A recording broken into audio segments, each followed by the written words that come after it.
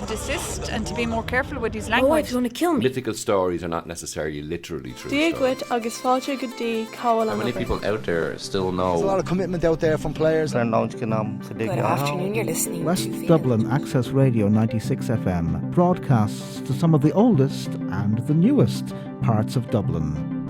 Clondalkin, a transport hub since the time of the Vikings.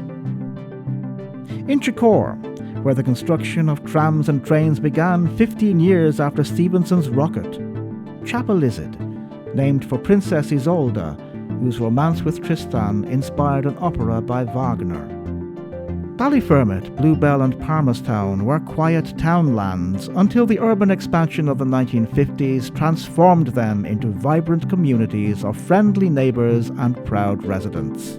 With the combined population of the 6 areas served by the station, if they were a city, they would be the 4th most populous in Ireland. Brilliant community to be in.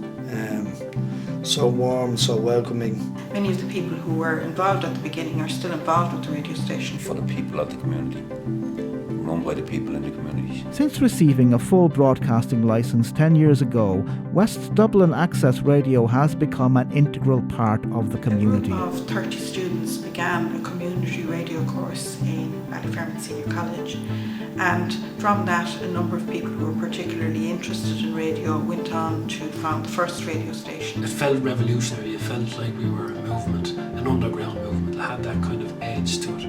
It gives ordinary people, including those from minorities or with special needs, the chance to host and contribute to radio shows. We have a lot of involvement with teenagers, we have involvement with travellers. It provides a service for the people within the communities. It gives them an opportunity to express what's happening in their areas, to put a focus on them. It gives an opportunity for people to get training and maybe have an opportunity to work in a field that they wouldn't normally have. It promotes local musicians, writers and performers. It is a focal point of activity and information, not just for those living in these communities, but for those who access the station's website from around the world. All of a sudden I'm interviewing bands and people that music I love. It's a pleasure to be the station manager here.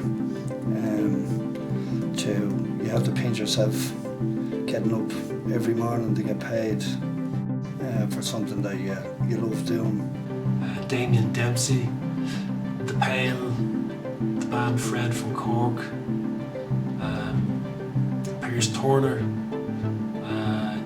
lots, and some foreign artists as well, people coming from abroad. Valerie June was amazing. The connection with the general public in the communities makes everything that the radio station does worthwhile.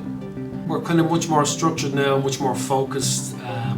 We're doing a lot of things that we didn't do previously with delivering training. We're much more engaged in making sound and vision projects, which are really, really interesting and exciting to do. We change people's lives every day. New management, new staff, a lot more volunteers, there's a lot more involvement from people within the communities. My vision would be to have our own studios with training room, offices, communal area for volunteers. For West Dublin to be looked at and admired by all stations and to be used as a role model.